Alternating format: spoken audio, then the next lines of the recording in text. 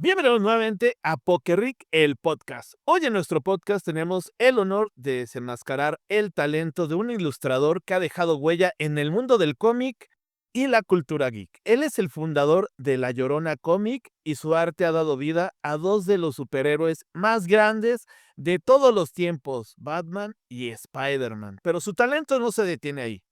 Ha llevado su estilo a escenarios internacionales diseñando las entradas del Knockfest y hasta lo hemos visto aparecer en un video de Cristian Nodal, demostrando que la creatividad no conoce fronteras. Con una trayectoria que conecta el cómic, la música, la publicidad y los proyectos independientes, Rulo Valdés es un artista que se convierte o que convierte cada trazo en una experiencia. Con nosotros, bienvenido, Rulo. Es un honor tenerte con nosotros. ¿Cómo estás, Rulo? Bien, muchas gracias por la invitación. Es un honor y es un gusto, pues, estar aquí pudiendo compartir. Gracias, Rulo. Pues vamos a comenzar un poco a conocer la trayectoria, pero lo más importante, los orígenes de Rulo. ¿Cómo nació tu pasión por la ilustración? Pues, la verdad es que siempre fui muy fan desde muy pequeño, me gustaban mucho los cómics, me gustaba empecé mucho, curiosa e irónicamente, empecé mucho leyendo, libros de Julio Verne, a mí me gustaban muchísimo, y como que conforme fue avanzando, de repente, empecé leyendo, curiosamente, mis primeros cómics eran como clásicos ilustrados y cosas así, y ya luego ya pasé a todo lo que tuviera que ver con cosas visuales. Me encantaban los cómics, principalmente El Hombre Araña y así, pero cuando ya fue, digamos, mi brinco a realmente querer ya no solamente leerlos, sino ya empezar a dibujar, creo que fue cuando vi Los Caballeros del Zodiaco, o sea, fue para mí un boom de decir: "Híjole, ya no me era suficiente lo que veía yo en la televisión, y para mí ya era necesario empezar a dibujarlo". Y había, por ejemplo, un videojuego que se llamaba Mega Man, que me gustaba mucho el estilo. Entonces, me gustaba mucho como poner a los demás personajes que me gustaban, no sé, Superman, pero con el estilo de Mega Man, ¿no? Ahora ya se conocen como mashups, ¿no? Pero en ese momento, pues, para mí era como un estilo de dibujo, ¿no? De repente, me gustaba mucho Dragon Ball y, por ejemplo, yo decía: "Oh, es que Piccolo se parece mucho al Martian Manhunter", y era como dibujarlos como, o sea, el Martian Manhunter con el estilo. Y algo que me gusta mucho comentar, y esto creo que también es importante, es, como que siempre que hablamos de gente que se dedica a esto de la dibujancia y la artisteada, pareciera que siempre es como algo mágico, ¿no? Siempre es como un don que como si bajara un angelito del cielo y te tocara y dijera: "Rulo Valdés, tú vas a ser dibujante". Y no funciona así, la verdad es que sí tengo que decirlo y me gusta mucho platicarlo.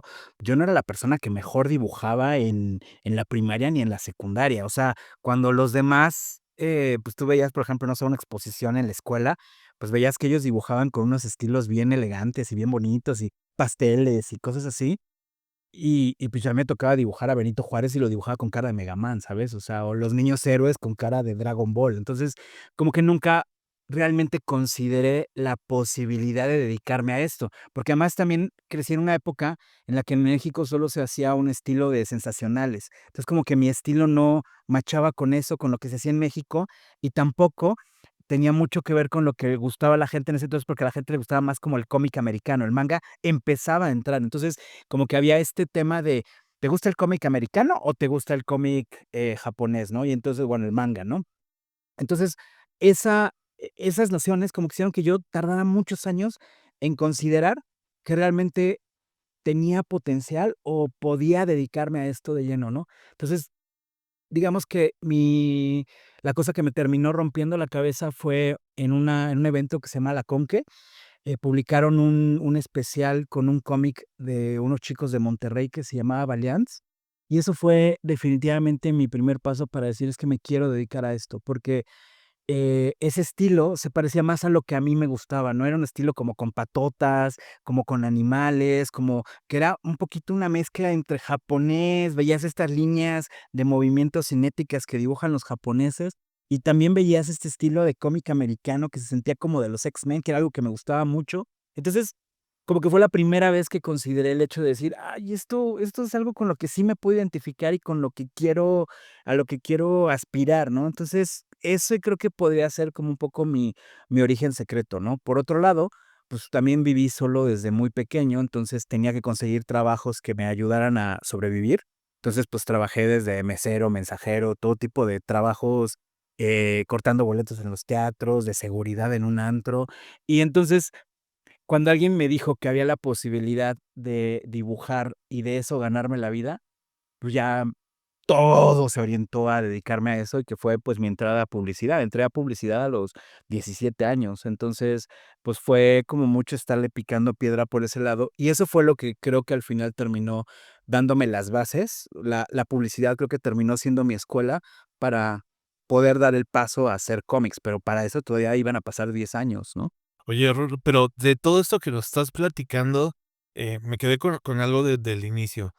No sabías dibujar. ¿Cuál fue como el tema de irte preparando, tanto mentalmente como escolarmente? ¿Qué fue lo que fuiste tomando? Es que tenía mucho que ver más con que era algo que a mí me gustaba mucho. O sea, algo que ya entiendes como muchos años después. O sea, en ese momento, obviamente, no lo tenía yo como consciente. Era algo que yo amaba hacer, o sea, me encantaba. No puedo quedarme con las manos quietas. Dice mi mamá que si me amarras las manos me quedo mudo. O sea, no podía como simplemente, no puedo. O sea, a veces estoy en los restaurantes, es muy chistoso, a la gente le da mucha gracia, que de repente no puedo evitar agarrar una servilleta y dibujar. Y no lo hago por pose, no lo hago porque de verdad no puedo aguantarme. O sea, estar dibujando es como algo que no puedes aguantarte, no sé cómo explicarlo.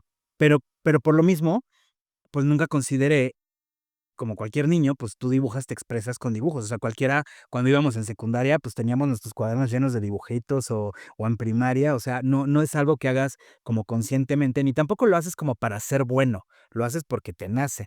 La bronca es que yo no me pude quitar eso, ¿no? O sea, yo lo seguía muchos años en la vida, y cuando alguien me explicó que había la posibilidad para hacer esto, yo, en uno de mis trabajos en ventas, de repente vi un cartel que decía: "Se solicita dibujante", en una tienda que se llamaba, en ese entonces se llamaba Comicastro, ahora se llama Fantástico. Y para mí fue bien loco, porque fue la primera vez que dije: "¿Sabes qué? Lo voy a intentar", porque no me quiero quedar, o sea, nunca he querido quedarme con la espinita. Y la ventaja de todos estos trabajos raros que te digo que tuve, de repente, de trabajar en venta, trabajé venta puerta por puerta, trabajé de mesero, te digo, de mensajero en teatros, es que aprendes a nunca quedarte con las ganas. O sea, algo que aprendí mucho en esos speech de ventas es: mira, el no ya lo vives, o sea, ya estás en el no, no estás trabajando en el trabajo de tus sueños. Entonces, tú tienes que encargarte de hacer que se vuelva un sí, porque lo peor que puede pasar es que te digan otra vez que no, y te quedes exactamente igual que como estabas ahorita. Entonces, no va a pasar nada. A veces a la gente eso lo toma como un fracaso, pero en mi caso, pues, yo no sabía verlo así, porque como conseguía muchos de estos trabajos, pues, era como: mira, pues, si no consigo en esto, me voy a dedicar a esto. De hecho, o sea, la primera vez que yo salí de una agencia de publicidad, que terminó como mi primer trabajo, de repente fue como: ¿y ahora qué voy a hacer? Entonces, yo me acuerdo que yo tenía la opción de ir a conseguir, pues, directamente una chamba a Sanborns, y me acuerdo que estaba yo con mi traje, mi corbata, y me acuerdo que fue el momento en el que dije: "No, ¿sabes qué? Sí, neto, me quiero dedicar a esto. O sea, esto es lo que me gusta y es lo que me mueve. No sé qué tenga que hacer". Entonces, me acuerdo que le hablé por teléfono a un compa que había conocido de esos del Comic Castle, y él me pasó con otro, y me pasó con otro, y, o sea, era gente totalmente desconocida, y fui haciendo la lista de, okey, hasta que alguien me contactó con alguien que estaba buscando a alguien de trabajo, y al otro día fui a presentarme. Entonces, y así siempre ha sido. O sea, inclusive en una de esas veces que me quedé sin trabajo, me acuerdo que, pues, de eso de que estás en la peluquería y estás leyendo el TV y novelas, y yo soy súper bibliófilo. O sea, me gusta mucho, mucho leer. Entonces, de repente estaba yo viendo que en la parte del inicio te ponían los teléfonos y la dirección de la editorial. Entonces, yo me acuerdo que así literalmente fui, me compré una revista Eres, vi el esto y fue marcar. Ya cuando me enteré, o sea, ya porque conseguí la chamba, ya cuando después me enteré todos los filtros que tuve que pasar, hablando solamente por teléfono de: "Hola, soy Rulo Valdés y ando buscando chamba", y no sé qué, sí me doy cuenta de cómo esta seguridad que te regala tu ignorancia. Entonces, creo que algo que me ha hecho muy ser como muy echado pa'lante, de repente es eso, ¿no? Como esta parte de aprendes en todos estos trabajos que puedes aprender de cero. O sea, cada trabajo, que era algo que platicábamos ahorita, hasta con la lucha libre, con todos estos elementos, tienen sus aprendizajes secretos.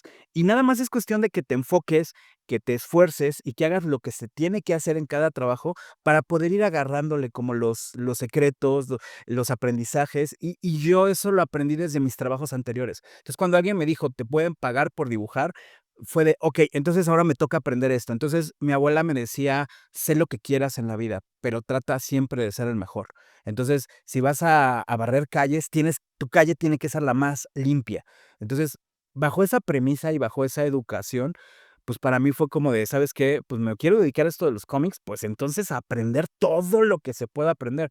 Y publicidad tengo que reconocer que fue una gran escuela, porque aparte, en algún momento dado me tocó un jefe que me presionaba mucho, y entonces fue tener que aprender cosas de fotografía, de diseño gráfico, de cine, de video, o sea, empezar a entender estos códigos narrativos. Entonces, todo eso, pues, fue como ir haciendo una escuela para que al final del día, cuando por fin ya decidí lanzarme a esto de los cómics, todavía poder ser un poquito más experimental, poder ser un poquito más, eh, em, clavado ya no tanto desde la parte solamente de la chamba y quiero conseguir chamba, sino ya también empezar a buscar cómo expresarme a mí mismo y encontrar mi propia voz y todas estas cosas que ya se vuelven más como un reflejo artístico, por decirlo de alguna forma, que simplemente el quiero conseguir esta chamba, ¿no? Oye, y de esto que nos platica Rulo, pues me quedo primero, ¿no? Tenías en la cabeza el mensaje de tu abuela, ¿no? Que te dijo: "Siempre sé el mejor". Después, escucho mucha sensibilidad que tuviste desde pequeño.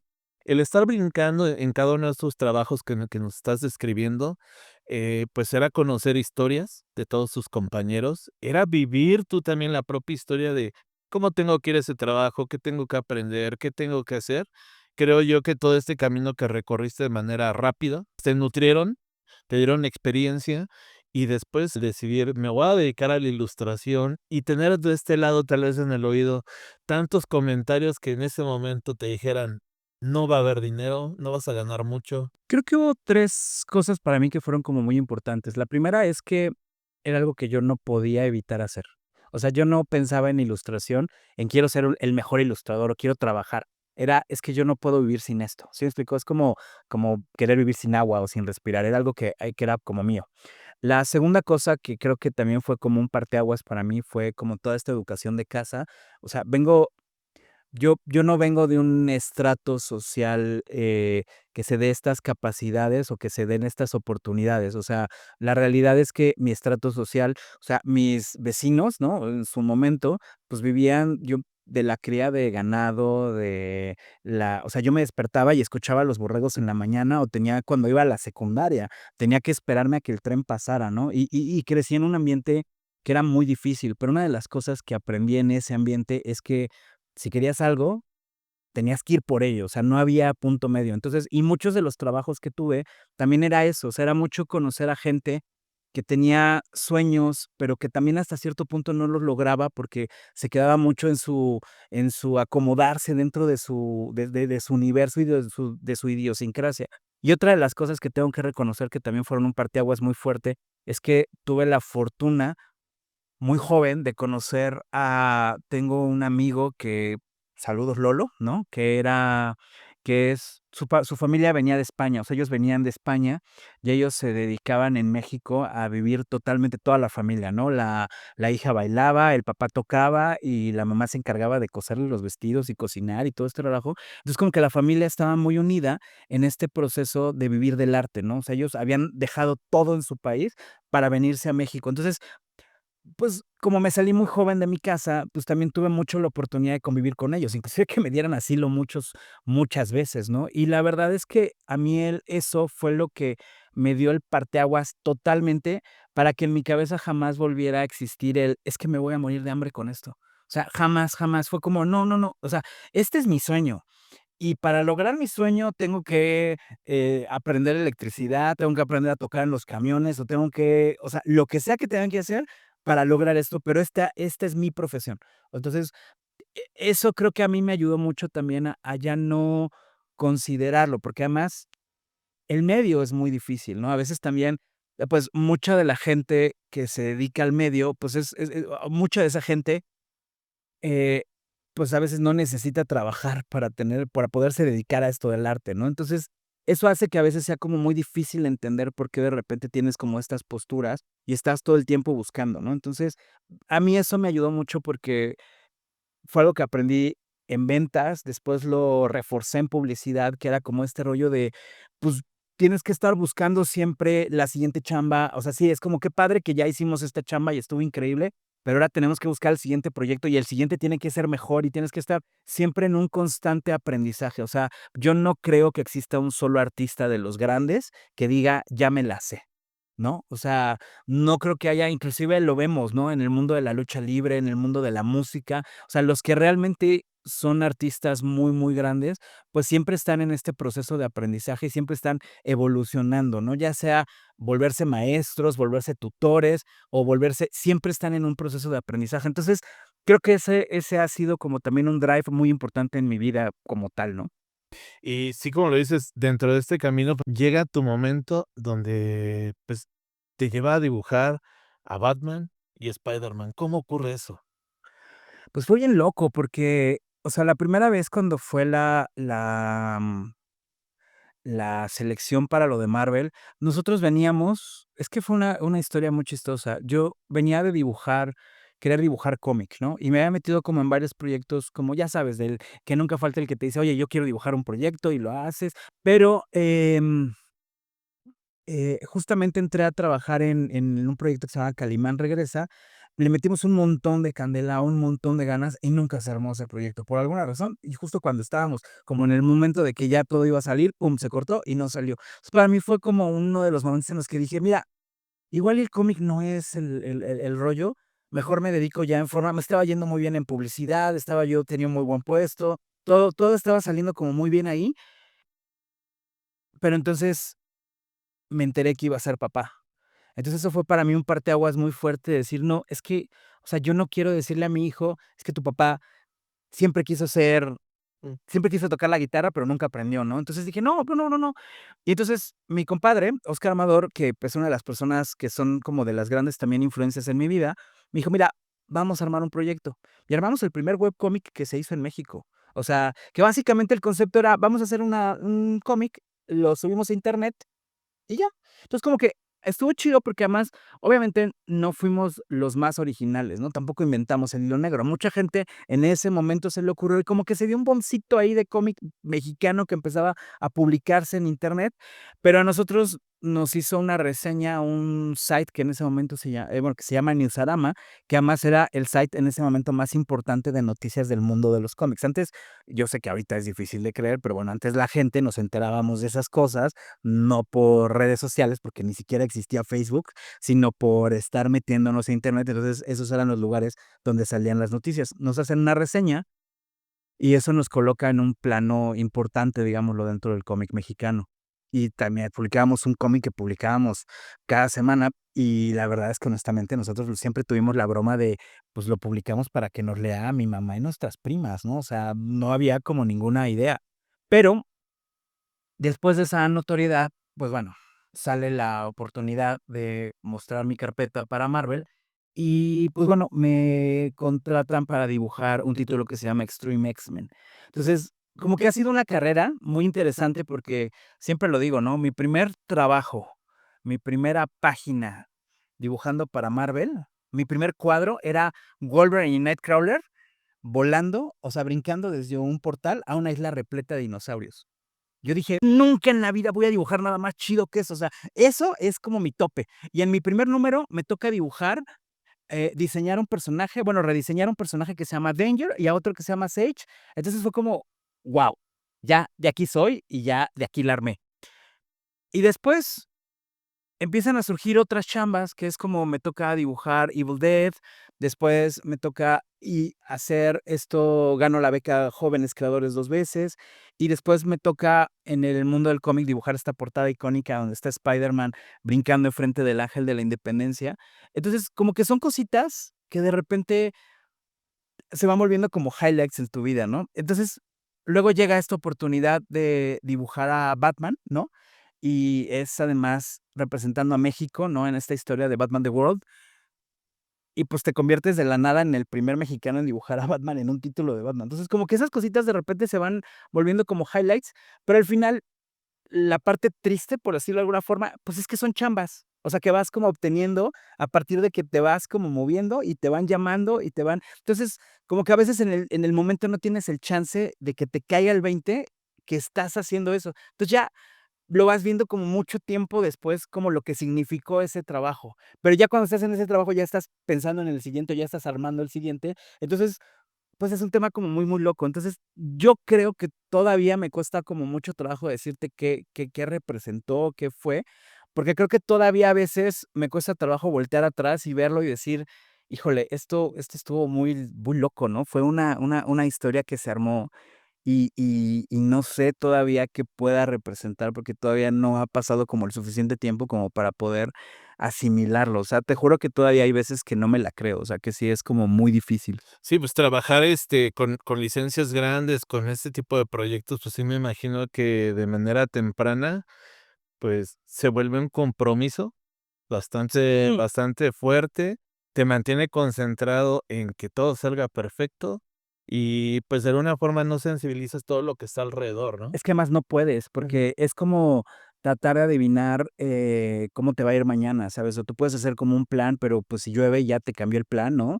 O te torciste el pie en la mañana y ya cambió todo el plan, o entonces, es como muy difícil, ¿sabes? Porque, por otro lado, pues, también en publicidad había tenido la suerte de trabajar para marcas muy grandes, ¿no? O sea, había trabajado para Coca-Cola, para Nestlé, para entonces, como que no era, digamos, la primera vez que me tocaba ver mi trabajo en todas partes, ¿no? O publicar, o sea, no aparecía mi nombre, pero, pues, lo veía. Entonces, como que hasta cierto punto había cierta costumbre, y esos trabajos a veces no son tan diferentes, o sea, tienes que entregar, pues, el boceto, te aprueban, no te aprueban. Entonces, también eso como que le va quitando un poquito la magia, pero por otro lado, o sea, cuando me Armando me pregunta como qué se sintió cuando tocó lo de Batman, por ejemplo, o lo del Hombre Araña, pues, yo te puedo decir que la primera respuesta fue miedo, ¿no? O sea, fue como híjole, ¿qué voy a hacer?, ¿no? O sea, o ¿por qué me escogieron a mí?, ¿no? Te ataca esta parte del síndrome del impostor de decir, híjole, pero a poco por parte no habrá otro dibujante que se llame Rulo que era el que querían y luego, pues entras en esta parte del drama de decir, híjole, pues es que, ¿cómo lo voy a hacer? ¿Cómo lo voy a representar? ¿Cómo voy a hacer que esto sea algo importante? Pero la segunda parte de la chamba siempre es sacudirte todo eso, ¿no? Y ahí es donde te vas, creo que como volviendo una especie de profesional, si es que se puede llamar así, porque, pues, lo siguiente es, tengo que hacer la chamba y tengo que cumplir. Y ya no solo tengo que cumplir la chamba, sino tengo que cumplirle al Rulito de 9 años y decir: "¿Sabes qué, maestro? Pues, queríamos hacer esto, pues, vamos a hacerlo lo mejor que podamos", ¿no? Y siempre es eso, ¿no? ¿Y cómo fue el salto a lo que ahora se conoce como Llorona Comics? Pues, fue una cosa rara, porque algo que ha sido como un proceso muy interesante en esta parte de como de la carrera, es que también te empiezan a pegar las canas, ¿no? O sea, siempre entras en esta parte de decir: híjole, pues bueno, ya hice estos trabajos que estuvieron chidos, ya trabajé haciendo, pues, esta partecita con el Hombre Araña, esta partecita con Batman, esta partecita con los X-Men, esta partecita con Evil Dead. Luego, por otro lado, cuando publicamos el cómic de Canek Junior, yo me moría por hacer un cómic de lucha libre. Entonces, pues, fue como este pequeño pinino de hacer como tu cómic, lo sacamos entre todos, lo pagamos entre todos, y de repente fue como hay que distribuirlo, venderlo, acomodarlo, publicarlo. Entonces, pues, son como muchos procesos que te das cuenta que, pues, al final te terminas aventando tú solo, ¿no? Entonces, ahorita que empezamos a armar este nuevo proyecto de Blue Demon, pues, fue como, ¿por qué no empezamos a armar una editorial? Entonces, algo que fue como importante para mí fue como el tema de decir: "Okey, esta vez no me lo voy a aventar yo solo, sino voy a tratar de conjuntar un equipo", ¿no? Y entonces, pues, agarré a mi compadre Óscar Amador, que, pues, es quien me ha venido acompañando desde Living with Shiny, que ya tenemos como muchos años y que hemos trabajado cómics en publicidad y que hemos hecho como proyectos juntos, para ya empezar a ver esto como un negocio, ¿no? Tratar de empezar a ver cómo podemos hacerle para sacar ya una editorial, tratar de arreglar como estos temas, ¿no? También, por otro lado, nos juntamos con Giovanni Arévalo, que, pues, también es un editor que, pues, tiene toda la experiencia del mundo porque viene de Smash y tiene como mucho ojo, sabe como muy bien, conoce muy bien el tema de la editorial y tiene mucho estas nociones en lo que son como los libreros, ¿no? Que son como estas personas que se meten mucho, que están metidas en el ámbito editorial y que además no solamente tiene la editorial, o sea, no solamente tiene la experiencia de Smash, de haber sido, pues, un editor de Marvel y DC bastante exitoso, sino también ha trabajado en Editorial Televisa durante mucho tiempo y tiene un montón de experiencia en muchas publicaciones que no tienen que ver con cómics. Entonces, también algo que nos interesa mucho es ver cómo podemos lograr salirnos un poquito del nicho para tratar de llegarle un poquito a un público más amplio, ¿no? Tratar de expandir estas nociones de que hay un cómic. Y bueno, pues la cereza en el pastel de repente pues fue eh, que bueno, pues se dio este acercamiento con Blue Demon y Blue Demon Jr. pues es una persona muy artística, es una persona muy, muy clavada, muy objetiva, eso es una persona de verdad admirable en todo sentido. Entonces, también como que todas estas nociones nos dieron a en conjunto empezar a decir, oigan, pues podemos hacer algo que ya sea un poquito un paso para adelante, ¿no? No solamente vamos a salir como cómic independiente, sino tratar de buscar otro punto. Y bueno, pues ya definitivamente el betún en todo esto, el twist de limón, pues fue que Sammons de repente nos dijeran, ok, yo los apoyo, ¿no? ¿Qué necesitan? Vamos a ver cómo podemos ayudar a que esto fluya y a que esto salga. Entonces, pues la verdad es que como que todo se estructuró de una manera muy mágica, si es que se puede decir de esta manera, pero pues el proyecto se empezó a armar muy bien, ¿no? Así como lo cuentas ahorita suena bastante rápido, pero la realidad, ya me imagino cómo estuvieron los retos, los desafíos, ¿no? Digo, una cosa que podemos platicar es, bueno, o sea, ahorita la gente lo puede ver porque pueden checar en sus relojes qué día es hoy, ¿no? Y pues nosotros íbamos a hacer desde abril el lanzamiento del cómic, o sea, se ha sido una serie de retrasos de cosas que no tenías ni nociones que tenías que tener, registros, papeles, abogados, buenos abogados, malos abogados, o sea, tener que estar viendo y resolviendo cosas como los tirajes, los papeles, que la planta, que los envíos, o sea, son cosas que la verdad, honestamente, híjole, o sea, la primera vez cuando hicimos Canek Junior, que lo hicimos muy, pues, muy indie, ¿no? Pues, básicamente lo vendíamos entre nosotros, ¿no? Y lo vendíamos casi, casi puerta con puerta. Hubo tiendas como Comic Castle que se pusieron las pilas súper chido y nos compraron una muy buena cantidad de cómics y lo distribuyeron como a nivel nacional, pero todavía teníamos este espíritu de banda indie, ¿no? De, bueno, pues, no importa y no estamos como aspirándole a esto, ¿no? Acá nos vamos con un tiraje de 4,000 copias, que es como, pues, es una apuesta grande, es una apuesta fuerte. Nos estamos gastando, pues, no solamente todos nuestros ahorros, sino aparte le estamos invirtiendo totalmente. Entonces, es un tema que se vuelve interesante porque ya entras en esta faceta del emprendedurismo que o sea, sí son muchas cosas que como artista no estás preparado, que dices que, por ejemplo, eso es algo que también en su momento le agradecí mucho al Fonca, ¿no? Cuando fue la metida de papeles para la beca de jóvenes creadores, es que te ayuda mucho a darte cuenta también en dónde estás como artista, de decir, okey, ya tengo esto, ya tengo esto otro, ya voy como juntando. Entonces, ahorita fue como un poco lo mismo, ¿no? Decir, híjole, es que la firma electrónica, el papel, el documento, hay que tener estos papeles, hay que tener una licencia, hay que tener entonces, o sea, son cosas que la verdad, honestamente, pues sí no te preparan para ser como artista, ¿no? O sea, nunca tienes idea que tienes que ir a El camino que volvemos a retomar de cómo iniciaste y los trabajos que te fueron llevando a tomar nuevos retos y desafíos,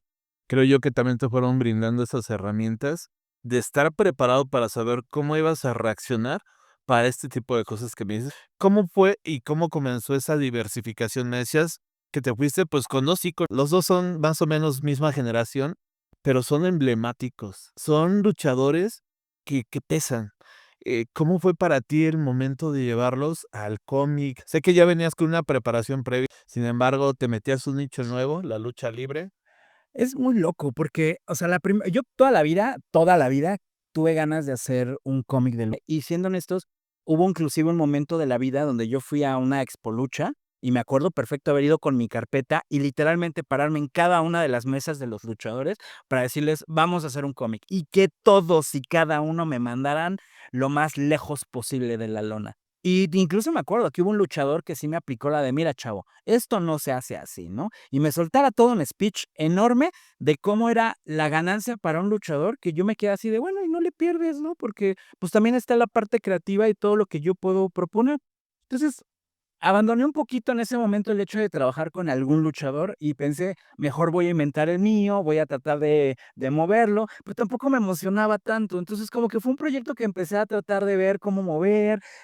Tuve ahí la suerte de que el maestro Everardo Ferrer, que es un tipazo y que es un vato que le sabe muchísimo a la lucha libre, le sabe muchísimo al cómic, que es una persona que está como muy ambientada en muchos medios, me diera como mucho norte y ahí fue donde empecé como a tratar de ver por dónde podía yo hacer mi cómic de lucha libre, hasta que en una ocasión, ahí sí fue el destino, me tocó conocer a Canek Junior en un taller que di para niños. Curiosamente, su hijo tomó el taller. Entonces, cuando ya para ese entonces yo ya había trabajado con marcas internacionales, ¿no? Ya había trabajado en Marvel, ya había trabajado yo, también por otro lado, pues he trabajado para cine, he trabajado para la ópera, he trabajado para Bellas Artes, ahí como que he trabajado en muchos lugares. Entonces, digamos que le dieron todo mi currículum, ¿no? A él, ¿no? Entonces, curiosamente ahí fue un poco al revés. Cuando yo me enteré que él era Canek Junior, fue como de: "Compa, no manches, tenemos que hacer algo, por favor". Y él me dijo, me acuerdo, como que más bien fue como de: "¿Y tú por qué querrías trabajar como conmigo, no? Si tú has trabajado acá y acá". Y yo: "Vato, porque eres Canek Junior", ¿no? O sea, inclusive en algún punto me mencionó, ¿no? Así como de: "Oye, pero como que no te interesaría más como trabajar con mi papá". Y para mí fue como: "No, porque contigo creo que se puede trabajar mucho más el personaje y a nivel creativo me puede dar como mucho más la oportunidad de moverme en direcciones". Y justo me acuerdo que mencioné como el tema de, no, pues es que, o sea, cuando manejas leyendas como Blue Demon, pues al final ya estás manejando, o sea, es muy parecido el tema al papá y al hijo, o sea, ya como que se ven dentro de la misma caja, ¿no? Entonces es como muy difícil trabajar y Dios. Thor funciona de una manera muy curiosa porque dicen por ahí: "Ten mucho cuidado con las palabras que salen de tu boca, por si luego te las tienes que volver a tragar", porque justamente cuando me sale esta oportunidad de trabajar con Blue Demon, pues es justamente lo opuesto. O sea, con Canek Junior tenemos esta oportunidad de, no sé, yo siempre le he dicho que es como el Rey León, ¿no? O sea, pues le estás contando la historia de Simba, ¿no? Claro que tienes un Mufasa, ¿no? Que está como detrás, pero, pues, al final del día te interesa mucho cómo vive Simba este peso tan grande. O sea, hay como una historia que puedes narrar, como romper muchas cosas. Pero Blue Demon Junior es una marca gigante, o sea, él creo que ha logrado extender de muchas formas el legado de su padre y la verdad, híjole, yo me atrevería a decirlo de mi opinión, y aclaro que es totalmente mi opinión personal, pues, quizás hasta superarlo un poco, ¿no? Sobre todo en este mundo que ya es tan mediático, el lograr extender la marca tan pesada y llevar una cosa tan fuerte en hombros, y lograr además ser un digno representante, porque tú ves a Blue Demon Junior ahorita y es un luchadorzazo que todavía no te dan ganas de hacérsela de todos, o sea, ¿sí me explico? O sea, ti es un digno representante, ¿no? Entonces, algo que también es un hecho y lo aprendes o lo aprendí en publicidad, es que cada proyecto es totalmente diferente. O sea, el haber trabajado en Marvel haciendo X-Men, no te prepara ni tantito cuando estás trabajando con los Tigres del Norte, porque a los Tigres del Norte les vale que hayas trabajado haciendo el Hombre Araña, ¿no? Cuando estás trabajando con Intocable, les vale que hayas hecho las entradas del NotFest. ¿Sí me explico? O sea, no hay como un punto en el que tú digas: "Esta chamba, híjole, bueno, me va a parar el cuello para llegar a la siguiente". No, no, no, no. O sea, al artista lo que le interesa es que su marca esté súper bien representada y eso lo aprendes en publicidad. O sea, llegas y trabajas con una marca y luego trabajas con la competencia y luego y cada marca tiene sus propios statements, tiene sus propias cosas y tienes que moverte sobre eso. Entonces, yo te puedo jurar que nada de lo que haya yo aprendido con Canek Junior me preparó para trabajar con Blue Demon, como tampoco me sirvió tanto haber trabajado en Batman para decir: "Híjole, estoy trabajando", o sea, ¿sí me explico? O sea, al final son proyectos que lo único que tienen en común soy yo, ¿no? Y yo me voy como creando ciertas reglas en mi cabeza, ¿no? Por ejemplo, A mí algo que me gusta mucho de los cómics de luchadores, o sea, que más bien que yo no había visto en los cómics de luchadores y que sí me gusta representar mucho, por ejemplo, es la máscara, ¿no? Que no es como, o sea, siempre las dibujan y las ponen como los de superhéroes. O sea, tú ves a Flash y pues trae la máscara como si la trajera pintada en la cara. Y no, las máscaras de verdad ocultan la identidad, porque, o sea, tú ves cómo la máscara, moldea la cara de una manera diferente. Entonces, esos son ese tipo de cosas que siento que no se viven tanto en los cómics de lucha libre. Siento que son cosas que se pierden. Por ejemplo, algo que también me gusta mucho es rescatar son las costuras. O sea, los mascareros como tal son unos artesanos que tienen una sensibilidad muy particular para trabajar con materiales, ¿no? Hoy en día, gracias a la tecnología, ¿no? Se pueden generar unos diseños de máscara mucho más locos, pero antes eran cortados a mano. Entonces, es como muy loco como de repente dices, pues sí, o sea, tu máscara tiene 3 colores, pues sí, pero son 3 piezas de tela cosidas. Entonces, ese tipo de cosas siento que no se sienten tanto en los cómics a veces, ¿no? No se hace tanto énfasis en lo hermoso que son las texturas, las telas diferentes. Entonces, eso es algo que quiero como ver cómo puedo, como enmarcar más, ¿no? Ensalzar más, ¿no? Entonces, por ejemplo, esas son las cosas que te puedo decir que tienen en común, ¿no? El decir, híjole, o sea, ver cómo estos detalles, o sea, Blue Demon, por ejemplo, es precioso que también tiene diferentes variaciones de su máscara, ¿no? Y que a veces no somos conscientes de estos diseños, porque no estamos conscientes de todas estas variaciones que pueden tener. Y eso es arte, o sea, es una cosa que además creo que no se le ha dado el foco correcto para representar. Hay un libro hermoso de una fotógrafa que se llama Lourdes Grubet, que es una joya por lo bonito que representa este lado kitsch, hermoso que tiene como la lucha libre, donde dices, es que no son superhéroes. O sea, son personas que traen máscara de carne y hueso y que se andan rompiendo la cara encima de un ring, que aunque todo mundo diga lo que diga, la realidad es esa. Tú cuando te paras, o sea, yo me acuerdo la primera vez que me paré en un ring y de repente tocas, o sea, el suelo y te das cuenta que es pesado y tú ves las cuerdas y son tensas, o sea, no son ligas, ¿no? Entonces es como, o sea, tú los ves rebotar de un lado para otro, los ves brincar y hacer y las llaves y todo esto, y piensas, bueno, pues como que todo eso es de goma, ¿no? Como que pareciera que están protegidos y dices, no es cierto. O sea, yo amo cuando me ha tocado irme de gira con Canek Junior, el cómo a la gente le encanta pedir pierrotazos, ¿no? Y nada más ves cuando les pega, cómo en cámara lenta su cara se va como descomponiendo de, ¡auch! Esto sí duele un montón y es, imagínate, mano, en un lugar que está repleto de gente, hacer que el pam suene, pues así duele, ¿no? Entonces, o sea, son cosas, y hasta cuando aplaudes fuerte te arden las manos. O sea, ¿sí me explico? Entonces, son estas cosas que de repente dices, creo que es el respeto que le hemos ido como perdiendo a este arte que además sí se ve en el extranjero. O sea, ellos ven la lucha libre mexicana, o sea, tiene un lugar especial y por eso de repente tiene tanta imitación, porque el modelo de lucha que imitan, y que me perdonen, hasta los gringos, es muy parecido al de México y nació ese concepto mucho en México. Entonces, no sé, creo que son esas cosas que hacen que cada chamba sea totalmente diferente, ¿no? Y cada cosa tenga como sus propios códigos, ¿no? Y mi chamba como dibujante, como ilustrador, es tratar de encontrar esos códigos para poder representarlos lo mejor posible y se note lo mejor, que esté ahí parado, ¿no? Y algo de lo que nos platicas, en Estados Unidos ven el tema de la lucha libre y lo están exportando. Ya lo vemos ahorita, ya vemos una fusión de compañías que se están llevando al talento mexicano hacia allá, porque justamente estamos en la punta de lanza de la lucha libre. Qué bueno que tú aprecias los detalles de una máscara, de cómo está conformada y cómo está hecha, porque las personas solamente ven la máscara y se casan con una, por ejemplo, la de Blue Demon, muy elegante, muy, yo te diría Icónicos. exactamente, ¿no?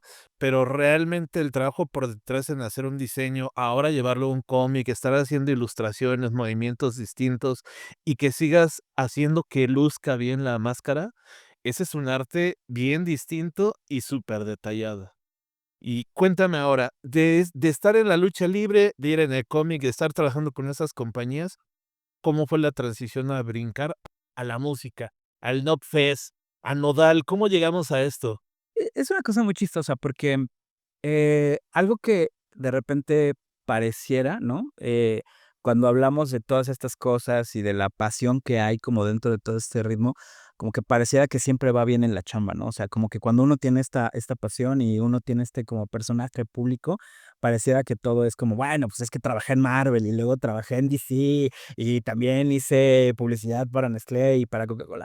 Hay muchas etapas en las que, pues, la chamba no sale. O sea, hay muchas épocas en las que, pues, terminas un trabajo y ya se acabó, ¿no? Y es como esperar a que te llamen al siguiente. O sea, por ejemplo, cuando terminé mi periodo de trabajo en Marvel, de repente fue como mucho tiempo que no me llamaran, ¿no? Y fue como, híjole, ¿y ahora qué pasó, no? Y también eso te afecta mucho a nivel psicológico y algo que a veces la gente no cuenta y es muy difícil y a mí me curó mucho ver una entrevista que dio, por ejemplo, Guillermo del Toro, donde él decía, es que la gente no ve que entre película y película, o sea, las películas son como picos de montaña, pero lo que pasa en medio es perder lana, perder tiempo, perder familia. O sea, esta es una chamba también que justamente esta pasión, me funciona también a veces en contra, porque eso implica, o en su momento, también era, pues, no tener salidas familiares, no desveladas. O sea, yo duré casi 7, 8 años durmiendo 4 horas, porque yo tenía que salir de la agencia de publicidad, tenía que hacer storyboards, hacía ilustraciones para Televisa, hacía ilustraciones para comerciales, hacía ilustraciones para otras revistas, y era, pues, si tenías mucha chamba en una noche, había veces que no ni dormías, ¿no? Y al otro día tenías que llegar a la agencia de publicidad súper fresco. Entonces, es mucho chambear y de repente y aparte en ese inter, pues, también se me ocurrió sacar mi cómic. Entonces, era los fines de semana, o sea, algo que en ese momento lo veíamos como divertido, pero después cobró factura, ¿no? Que era de, pues, nos juntábamos todos los amigos a sacar sábado y domingo el cómic, y era una friega, o sea, entonces son cosas que se vuelven como complicadas porque, pues, también te das cuenta que también tienes que expandirte, o sea, que tienes que hacer otras cosas. Entonces, pues, en su momento me ha tocado trabajar, como te decía, ¿no? O sea, y son cosas que suenan muy padres, ¿no? Es como de, bueno, pues, trabajé para Bellas Artes, ¿no? Pero, pues sí, o sea, trabajé para Bellas Artes porque, bueno, pues, a alguien le gustó el trabajo que hice en cómic, me llamó para ver si podíamos hacer unas representaciones, a la directora le gustó mucho mi trabajo y, bueno, eso hizo que colaborara, por ejemplo, en 2 óperas, ¿no?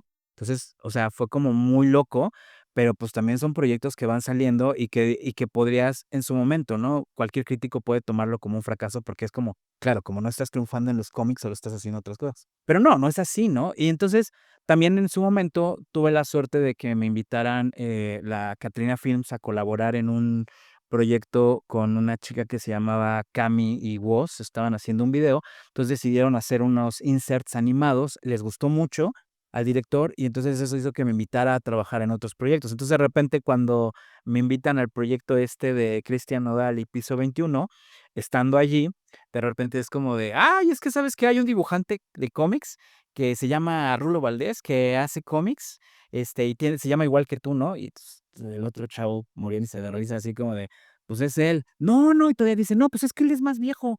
Y el otro, y así de, órale. Pues, no, es él. Entonces fue como, no, pues tienes que aparecer en el video, ¿no? Y entonces fue como, no, pues tienes que salir.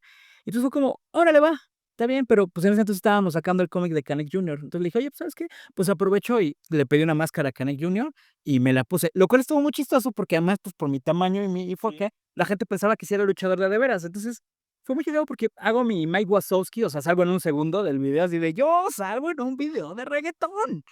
Pero fue muy chido porque pues, al final ya te saca de tu zona de confort, pero también estuvo muy loco porque gracias a ese video ganamos un premio que fue una pantalla de cristal. Yo nunca en la vida me imaginé que mi trabajo me llevara a ganar un tipo de premio que no tenía nada que ver en ese momento con lo que yo estaba haciendo, ¿no? Entonces, fue como muy padre porque después esta comunión con Toño Roma, que fue como que es, bueno, que es un director sasasasasazo, me llevó a colaborar en otros proyectos. Entonces, de repente fue como colaborar en el último video de Molotov, ¿no? Entonces, fue muy loco, nunca me imaginé que mi trabajo me iba a llevar otra vez a trabajar con Molotov, con Intocable, con los Tigres del Norte, o sea, sí fue como Pati Cantú, José Madero, por ejemplo, también hicimos un video como muy bonito con él. Entonces, como que son cosas que te van llevando a ya salirte de esta zona de confort y entrar en esta otra. Entonces, ha sido interesante, o sea, la verdad es que tengo que reconocer que ha sido una vida interesante, porque lo mismo, o sea, cuando salió lo de NotFest, pues, fue porque conocí a alguien en publicidad, que conocía a alguien que después se fue a producción, y luego en producción fue como de: "Ah, yo conozco a Rulo", y le había valido que yo hubiera trabajado donde trabajara, o sea, fue como más como esta parte de diseño gráfico de vamos a hacer, las entradas y vamos a hacer todo lo que es el interior. Entonces, pues, fue como, okey, me tocó vestir todo el evento, ¿no? Entonces, son cosas que y bueno, ya después los 3 eventos que hubo en México, pues, ya me tocó hacer las entradas. Entonces, pues, son proyectos, lo que te digo, o sea, son proyectos que no tienen que ver una cosa con la otra, ¿no? O sea, al final, pues, todo es currículum, ¿no? Y todo suma, ¿no? Entonces, de repente, tener participaciones en libros y cosas así, pues, ayuda mucho el que digas: "Ah, bueno, pues, mi trabajador, ¿no? El del que contratamos para hacer esto, pues, también tiene un currículum donde ha trabajado en tal y tal y tal y tal", pues, sí le sirve para venderlo. Pero, pues, en realidad ha sido, pues, experiencias totalmente, pues, diferentes, ¿no? Inclusive, por ejemplo, en la película de Plan B, pues, me compraron, o sea, nunca me había pasado, que me compraran las licencias de mis personajes, de Shine, Amushkal, todos estos cómics que había hecho, para armar una convención vestida con mis personajes, pero como no podían comprar los derechos de Marvel o DC, pues, me compraron, dijeron: "Ah, pues, este dibujante tiene como varios personajes, pues, toda la convención que vaya vestida con sus personajes". Entonces, son cosas que no te imaginas, ¿no? O sea, que es como raro y es como bonito trabajar en cortometrajes, o sea, hacer como estas interacciones artísticas con otras personas que, pues, te llevan a conocer artistas de doblaje, te llevan como a salirte un poco ya de este nicho de solo conocer ilustradores, sino también como ya meterte un poquito más a lo que es, pues, todo tipo de expresión artística, ¿no? Mucha adaptación, para comenzar, Sí, y eh, resiliencia. y resiliencia, Sí, exactamente. no, no, no. Yo siempre le digo, para el éxito debe haber sacrificio. Es imposible no tener sacrificio si eres exitoso. El tener uno mismo y hacer el equilibrio en la vida normal, como ya lo platicabas, creo que es parte del secreto. Sin embargo, pues poco a poco vas retomando ese camino y creo yo que va mejorando tu vida personal, ¿no, Rulo? Sí, también tiene mucho que ver con irte encontrando a ti mismo y el por qué vas haciendo las cosas, porque también, o sea, sí tengo que reconocer que, por ejemplo, en alguna parte del inicio de mi carrera, tratas como de impresionar, tratas de quedar bien, tratas de congraciarte, ¿no? Empiezas a conocer a estos artistas que siempre admiraste, pero conforme vas creciendo también te empiezas a dar cuenta de las cosas que son importantes. O sea, por ejemplo, para mí algo que se volvió ya, necesario, obligatorio, es, por ejemplo, pues, no le quito tiempo a mis hijos, ¿no? O sea, es como eso sí es un imperdible. A veces prefiero retrasarme en un trabajo que decir: "¿Sabes qué? Pues, mis hijos ahí están y son", y quitarles tiempo a ellos. O sea, eso es algo que, por ejemplo, no puedo, ya no lo concibo como una forma, ¿no? El empezar a aprender a dormirme más temprano, ¿no? El dormirme con ellos, el contarles cuentos, el tener esta rutina de llevarlos a la escuela, prepararles la comida. Entonces, pues, son cosas que también te empiezas a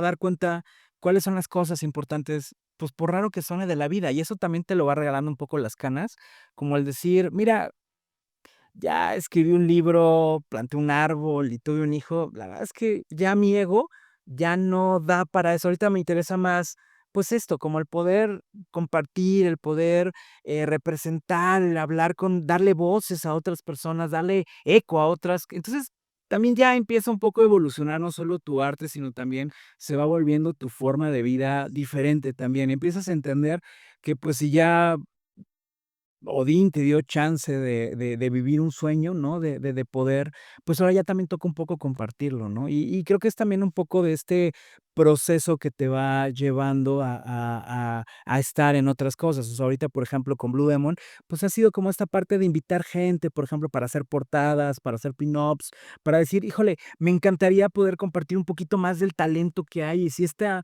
plataforma me da el espacio, me da la voz para poder compartir estos artistas de los que yo soy fan, o sea, tenemos la suerte, por ejemplo, ahorita, que la primera portada de Blue Demon nos la coloreara Alex Sinclair, ¿no?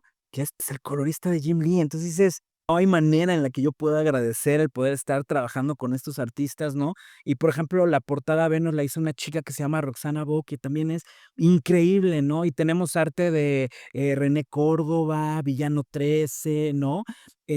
Jules, que, o sea, nos hizo la contraportada, que son artistas que dices, son gente que admiras y que además respetas, ¿no? Jules, por ejemplo, está empezando su chamba y es como y tiene mucho talento. Entonces, poder ver este trabajo, ¿no? Tener trabajo como de René Córdoba, que es también un artista bastante consagrado, ¿no? Y Villano 13, que tiene como este dinamismo tan bonito, ¿no? Y, por ejemplo, ya para la segundo cómic podemos, así en exclusiva Decir que, por ejemplo, tenemos arte de Mike Sandoval, ¿no? Que también es un artista que la rompe muy cañón, ¿no? Y empezar a invitar a tus amigos, a la gente que admiras para decir: "Pues está bien chido", o sea, la verdad es que es ya empiezas a sentir que es como más una fiesta y menos una obligación. Entonces, pues creo que es un poquito la parte en donde estamos tratando de movernos ya ahorita, ¿no? Sí, sin duda. Si tú tuvieras que darle un consejo a los jóvenes ilustradores que sueñen con trabajar en cómics o proyectos a gran escala como los que tú has tenido, ¿cuál es el consejo que les darías? Creo que les daría 2 consejos importantes. El primero, y creo que es el más difícil, es que tienes que tener mucha tolerancia a la frustración. Yo te puedo platicar, y ahorita lo estamos contando, las 10 puertas que se me abrieron. Pero créeme, también te puedo contar las 250 que se me cerraron. Entonces, y eso es así. O sea, esto es algo que es importante, tienes que tener mucha tolerancia a la frustración, porque tu dibujo no llegó la primera vez, no quiere decir que la segunda vez no vaya a llegar. Y tienes que también aprender a escuchar qué es la parte que te falta para mejorar, y eso también es muy difícil. Hay muchos artistas que son muy talentosos, pero algo les falta, y de repente se ponen en este mood de ¿cómo le vas a dar consejos a Mozart? Y ahí es donde, ¿sabes? O sea, esa parte de tener cierta humildad para poder reconocer. Yo lo reconozco, a mi trabajo le falta un montón, un montón, un montón, un montón, un montón. O sea, a mí jamás me vas a ver sentirme como que porque llegué a un lado, ya llegué a donde yo quería artísticamente. Eso jamás en la vida. O sea, claro que sé que ya tengo un camino recorrido que me ayuda a venderme con mis clientes y a saber a que mis clientes tengan la certeza de que no los voy a defraudar. Pero eso no quiere decir que yo diga: "No, bueno, es que ya soy el mejor, contrátame a mí porque yo soy el mejor". No, es contrátame a mí porque sé cubrir tus necesidades y te puedo ofrecer cierta certeza, pero eso no quiere decir que yo sienta que mi trabajo ya lo resolvió.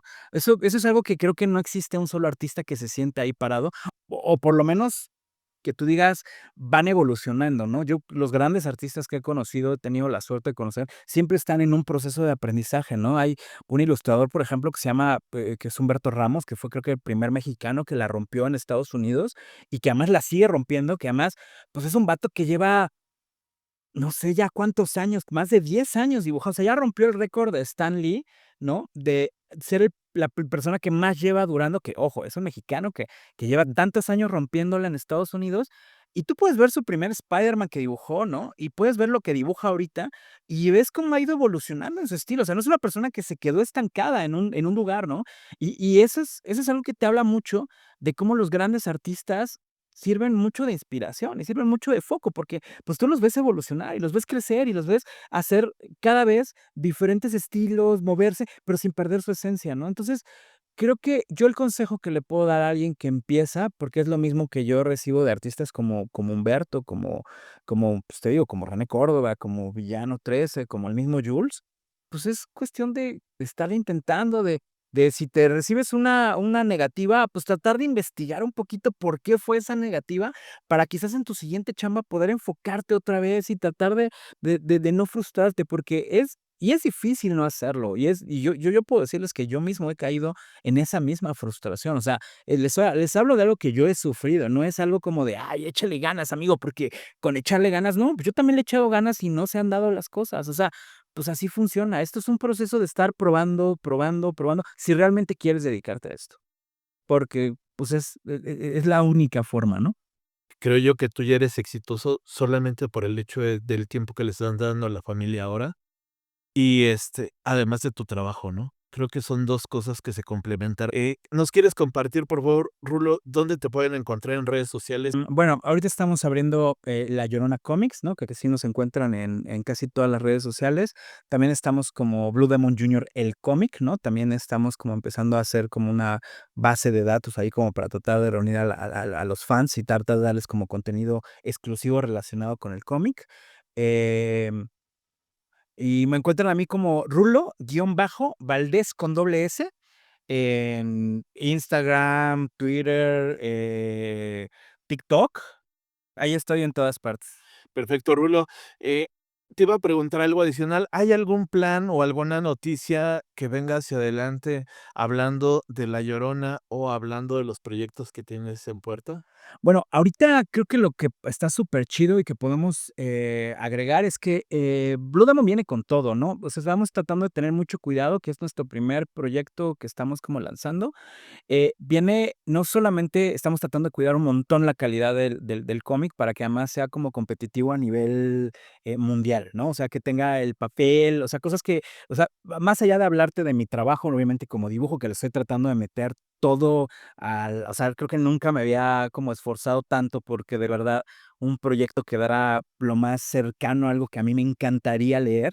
Eh, También estamos incrementando cosas y que creo que además está padre, porque creo que no hay cómics ahorita en ninguna parte que estén haciendo lo que nosotros, en cuanto a que, por ejemplo, tiene realidad aumentada. Entonces, ya tú descargas la app tal cual que se llama La Llorona Comics, ¿no? Y ya puedes ver, por ejemplo, con tu celular, ¿no?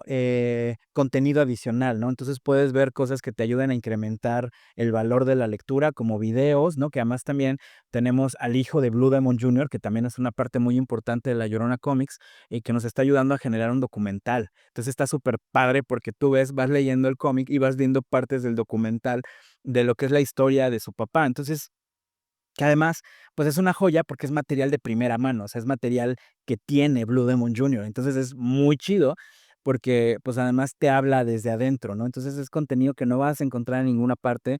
También tenemos contenido dentro del dibujo, de los procesos de portada, también te hablamos de los artistas, o sea, los artistas tienen como pequeños videos. Entonces, más allá del contenido en redes sociales, está bien chido porque lo puedes ver por tu propia mano. Y bueno, obviamente también Blue Demon Jr. es como la punta del iceberg, o sea, tenemos ahorita aseguradísimo también, pues ya esperamos que termine de cerrar esto, pues para sacar no el volumen, o sea, el volumen 2 de lo que sería Canek Jr., ¿no? Entonces, estoy también muy emocionado y es, pues, algo que también estamos, aprovechando tu espacio, ¿no? Para hacer el anuncio, ¿no?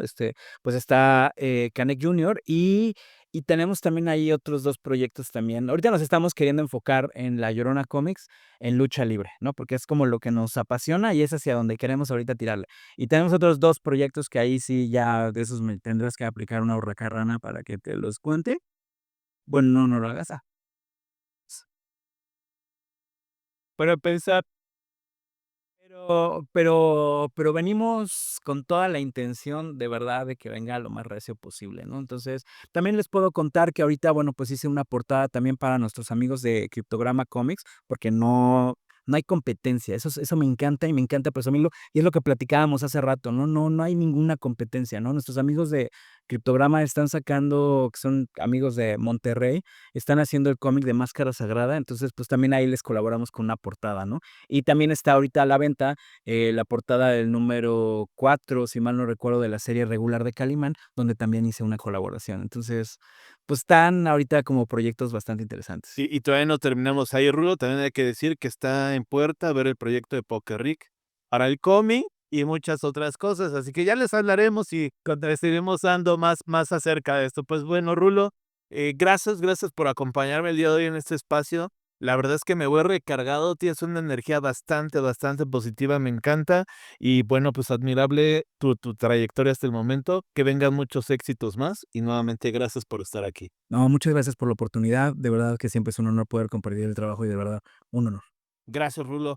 Pues bueno, así es, familia. Hemos logrado desenmascarar otro talento más, la historia y la experiencia de Rulo Valdés. La verdad, nos recuerdan que la disciplina y la pasión son la clave para alcanzar cualquier meta. Yo soy Pokerrick. Antes de despedirme, quiero agradecer a Gaming Partners, quienes nos están apoyando con su increíble equipo de producción y su equipo para hacer posible este episodio. No olviden seguir sus redes sociales, Gaming Partners en Instagram y por supuesto estar pendientes del próximo capítulo donde seguiremos revelando nuevas voces y talentos que inspiran dentro y fuera del mundo gaming. Nos vemos en el siguiente episodio. Rule, a esta cámara nos despedimos y gracias a todos por escuchar este podcast.